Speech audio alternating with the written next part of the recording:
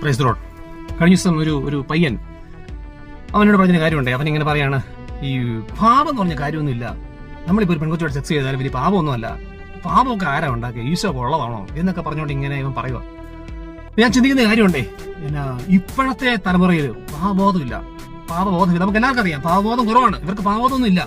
ഇവിടെ ഒരു വചനമുണ്ട്, പരിശുദ്ധാത്മ വരുമ്പോൾ പാപത്തെക്കുറിച്ചും നീതിയെക്കുറിച്ചും ന്യായവിധിയെക്കുറിച്ചും നിങ്ങളെ ബോധ്യപ്പെടുത്തും. പരിശുദ്ധാത്മാവ് പാപത്തെക്കുറിച്ച് ബോധ്യപ്പെടുത്തും. അപ്പോ പരിശുദ്ധ പാപത്തെക്കുറിച്ച് ബോധ്യം തരുന്നുണ്ടെങ്കിൽ ഇപ്പോഴത്തെ പിള്ളേരുടെ ഉള്ളില് പരിശുദ്ധാത്മാവ് നിർജീവമായിട്ട് കിടക്കുവാണ്, ബന്ധിക്കപ്പെട്ട് കിടക്കുവാണ്, ചത്ത് കിടക്കുവാണ്. ആക്റ്റീവ് അല്ല, ഇതൊന്നും ആക്റ്റീവ് അല്ല. സോ ഇത് വിഷമിച്ച് കിടക്കുവാണ്. നമ്മൾ എടുക്കേണ്ട തീരുമാനമുണ്ടേ, എന്റെ സ്ഥലത്തുള്ള കുഞ്ഞുങ്ങൾക്ക് വേണ്ടി ഞാൻ പ്രാർത്ഥിക്കും. ഈശോ ഉറപ്പായിട്ട് നമ്മളോട് എല്ലാം ചോദിക്കുന്ന ഒരു ചോദ്യമുണ്ട്. ഈശോ ഉറപ്പായിട്ട് നമ്മുടെ അന്ത്യവിധി സമയത്ത് നമ്മളോട് ചോദിക്കും, നിന്റെ സഹോദരൻ എവിടെ? നിന്റെ സ്ഥലത്തുള്ള ആത്മാക്കളെ രക്ഷപ്പെടാൻ വേണ്ടി നീ പ്രാർത്ഥിച്ചോ? നീ എന്തെങ്കിലും ചെയ്തോ?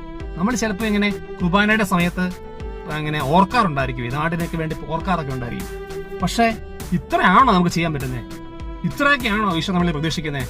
നമ്മൾ അറിഞ്ഞ അറിവനുസരിച്ച്, നമ്മുടെ വിശ്വാസം അനുസരിച്ച് ഇത്രയൊക്കെ നമുക്ക് ചെയ്യാൻ പറ്റത്തുള്ളൂ. ബൈബിളിൽ വചനമുണ്ട്, ഓരോരുത്തരും 12:3, ഓരോരുത്തരും തങ്ങൾക്ക് ലഭിച്ച വിശ്വാസത്തിന്റെ അളവനുസരിച്ച് വിവേകപൂർവ്വം ചിന്തിക്കുവിൻ. നമ്മൾ സൺഡേ ക്രിസ്ത്യൻ ആണെങ്കിൽ, നമ്മൾ ഈശോയുടെ സ്നേഹം അനുഭവിച്ച് അറിഞ്ഞിട്ടുണ്ടെങ്കിൽ, ഈശോയെ കുറിച്ച് നമ്മളുള്ളിൽ കർത്താവ് ഭയങ്കര സ്നേഹം, നമുക്കുള്ളിൽ ചെറിയൊരു സ്നേഹം തോന്നുന്നുണ്ടെങ്കിൽ ഈശോയുടെ ഇഷ്ടം എന്താണെന്ന് മനസ്സിലാക്കണം. ഈശോ ഈ മക്കളൊക്കെ രക്ഷപ്പെടാൻ വേണ്ടി ഈശോ ആഗ്രഹിക്കുന്നുണ്ട്. നമുക്കൊരു തീരുമാനം എടുക്കണം. 5 മിനിറ്റ് എല്ലാ ദിവസവും ഞാൻ 5 മിനിറ്റ് ഞാൻ മധ്യസ്ഥ പ്രാർത്ഥന ചെയ്യും. 5 മിനിറ്റ്. എന്റെ നാട്ടിലുള്ള ഒരാൾ നശിക്കാൻ പാടില്ല. ഈ നാട്ടിലുള്ളവർക്ക് വേണ്ടി, വീട്ടിലുള്ളവർക്ക് വേണ്ടി, എന്റെ ഓഫീസിലുള്ളവർക്ക് വേണ്ടി 5 മിനിറ്റ് ഞാൻ ഇൻട്രസ്റ്റ് ചെയ്യും. 5 മിനിറ്റ് നമുക്ക് കരണക്കൊന്തയാവാം, അല്ലെങ്കിൽ ജപമാലയാവാം, ജപമാലയുടെ രഹസ്യമാവാം, എന്തെങ്കിലും ഒരു സാധനം. 5 മിനിറ്റ് ഞാൻ പ്രാർത്ഥിക്കും എന്ന് തീരുമാനം എടുക്കണം.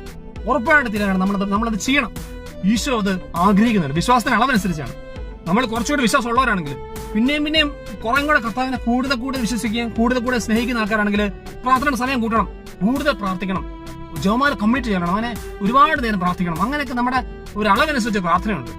എല്ലാ ആൾക്കാരും ഉറപ്പായിട്ടും എന്തെങ്കിലുമൊക്കെ ഈശോയുടെ അടുത്ത് പോയി പ്രാർത്ഥിക്കണേ. ഈ വീഡിയോ കാണുന്ന ആൾക്കാര് നിങ്ങൾ പറയണം, ഞാൻ റെഡിയാണെന്ന് കമന്റ് ചെയ്യണം. നിങ്ങൾ പറയണം നിങ്ങളുടെ പ്രാർത്ഥന വഴി നിങ്ങൾക്ക് കിട്ടിയ കാര്യങ്ങൾ, നിങ്ങൾ നേടിയെടുത്ത ആത്മാക്കൾ, നിങ്ങളുടെ അനുഭവകഥകളൊക്കെ നിങ്ങൾ കമന്റ് ചെയ്യണം. അത് കാണുന്ന ആൾക്ക് ഇൻസ്പിറേഷൻ ഉണ്ടാവട്ടെ. കാരണം നമ്മള് ഉണരേണ്ട സമയമായി. പിള്ളേര് നശിച്ചുകൊണ്ടിരിക്കുന്ന സമയത്ത് ഒരു സൈഡിൽ കൂടെ പ്രാർത്ഥന ഉയർന്നെങ്കിൽ മാത്രമേ ഈ പിള്ളേരെ രക്ഷിക്കാൻ പറ്റത്തുള്ളൂ. അതുകൊണ്ട് എല്ലാവർക്കും തീരുമാനം എടുത്തിട്ട് സ്ട്രോങ് ആയിട്ട് പ്രാർത്ഥിക്കാം. കരങ്ങൾ ഉയരട്ടെ. കരങ്ങൾ ഉയർത്തിയിട്ട് ഒരു പിള്ളേർ നശിക്കാതിരിക്കാൻ വേണ്ടി ഈശോ നോക്കുവാണ്. ആരെങ്കിലും ഒക്കെ പ്രാർത്ഥിക്കുന്നുണ്ടോ, ഇവനെ രക്ഷിക്കാൻ ആരെങ്കിലും പ്രാർത്ഥിക്കുന്നുണ്ടോ എന്ന് നോക്കുന്ന സമയത്ത് നമ്മുടെ ഉയർത്തിയ കാര്യങ്ങള് ഈശോ കാണട്ടെ. പിള്ളേർ രക്ഷപ്പെടട്ടെ. മാനസാന്തരം ഉണ്ടാവട്ടെ.